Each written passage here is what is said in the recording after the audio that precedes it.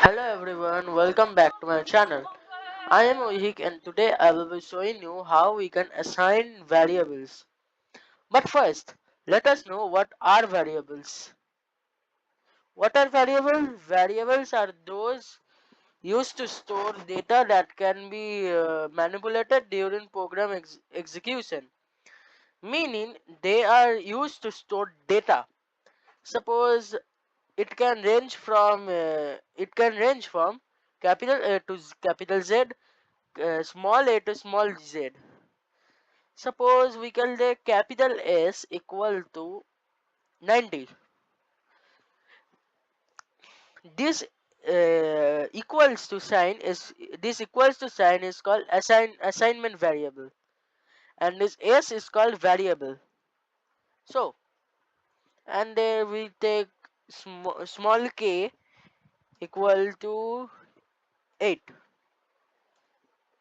We can see that capital S equal to 90 and small k equal to 8. So if we type S plus k, capital S plus small k, we will get the result of 98. Since it is 90 plus 8, 98. Again, if we do the same thing but k plus capital S, it will be the same thing. If we put S plus S or both capital, we will get 90 plus 90, 180. If we put k, small k plus small k, we will get 8 plus 8, 16. But if we put capital S plus capital K, the result will be unverified, because there is nothing called as capital K, capital K in these above two lines. There is only small k, so it will be unidentified. But again, if we put small s and small k, it will also be unidentified, because there is nothing such as capital S. There is capital S. I hope you understand this concept. I am trying to say that whatever is assigned, that only has to be there, not the other way around. If it's given big letter, you have to give big letter. If it's small, you have to be small. If if you give small and there is capital, it will not work. Now, how can we add this to variables? We can add this to variables by only how we can write j- s plus k, sorry, s plus k. But this is not the right thing. We have to write it like assigning a variable first. Suppose I take g. So now it's the correct format, and then we can put print. I already told in the last video what was print, which is the print out variable. Now two double quotes, very important, and then the g, and then we can print the sum is colon, now comma g. What is g over here? G is the value of capital S plus capital small k. So we can get the printout of g as 98, since it is the addition of these two variables. Again, if we put this as minus, it will say the difference of this. If we put uh, multiplication, it multiplication here means as asterisk. This one doesn't work here. It doesn't work. You have to put the asterisk. The asterisk is multiplication here. So it will print out the product of these two. If we put like slash over here, it will print the division. The slash means division over here. Again, if we put double slash, and double slash here is called absolute value or float division, both are same. What are absolute or that? It is the, if we divide these two, obviously a decimal will be coming. It just removes the decimal part. Only the whole part is there. It just, after a point, the entire thing goes away. If we put one slash, meaning one division sign, then it will print the entire decimal after decimal part. If we put modulus, what is modulus? Modulus is the percentage sign, which means it will print the remainder of the thing, remainder of these two numbers. I hope you understand. I am turning this back to plus for your better understanding. Now we have to know what is user input. What we just learned was user defined our input. Now we will see user input. What is a user input? User input is what the user will input. This is actually user defined user. So how can we do it? It's very simple. It is int in bracket input, bracket open, another double quotes, very important, and then close the brackets, the opened brackets. Now in the quotes we can type enter a number. It's your wish, whatever. It depends on the program what you're doing, what you will write in here.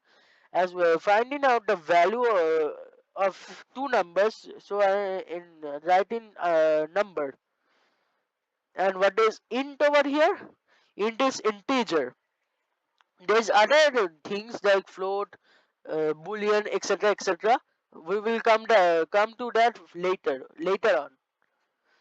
And what is input? Input is how we can take input from the user. Now we have to do the same thing on this. We have to copy this, or you can also type and just copy in. Same thing. Yes, it can be the same thing. It's no biggie on that. But these variables are must. If they are the same, there are a lot of problem then. If this is capital S and this is also capital S, it can't happen, because if we put capital S plus capital S, it will only add this capital S, the first one. It will not add the second one. So if we put this as sorry, if we put this as for 56, it will print out the 56 plus 56, and user defined 90. This may be 90, suppose. 50, it will print out 56 plus 56, the answer. It will not print out 56 plus 90. Again, if this one is small s and small s, then it will do 56 plus 90. Since it is small and big. Got it? Yes. Now let us run the program and see what there is. And another thing, not to forget, this thing. This is a must thing. What is this called? This is called a comment. I mean the hashtag sign. Now we can write wap in Python to add to add two numbers. Now what is wap? Wap means write a program in Python. And this, it hides the command. I mean the line. It is basically a command that is getting hid. So it does not appear on the printout screen. Now let us see what it will print. Now let's see what gets printed. Here, here, it is saying enter a number. Suppose I enter 78, 789, or and 45. The sum is 834. Adding these two, we get 834. I hope you understand this entire concept. It is a lot to understand right now, but as you get more accustomed in with the programs, it will be very easy for you to do. Now we saw that we know how to add these two numbers. Now let us see what is the float division that I was talking about. This float division, meaning the two slashes, it is the float division through which we can delete the entire decimal part.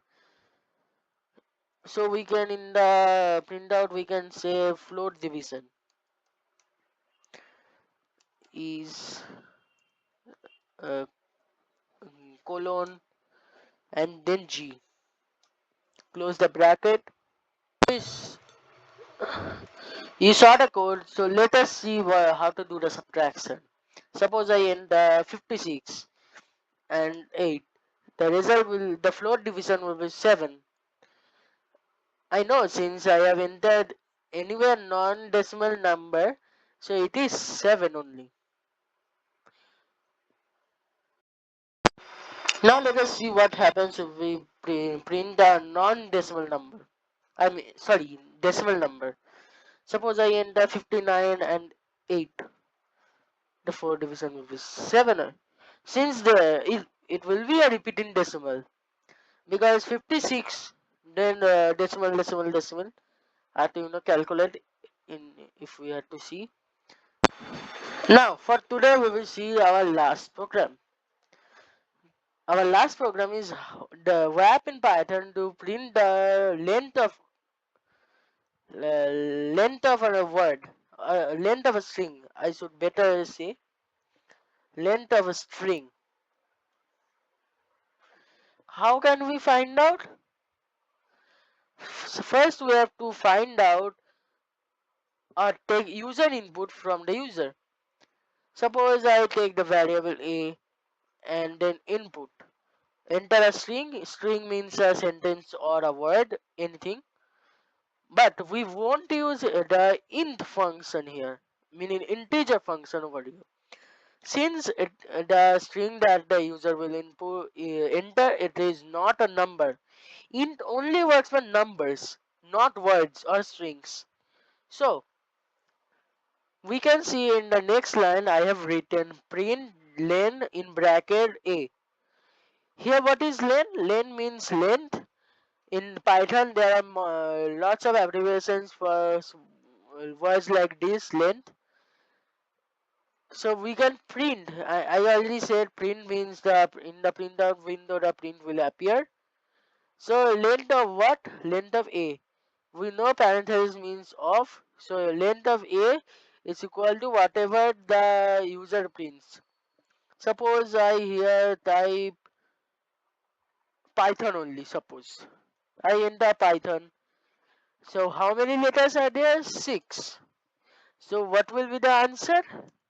6 only.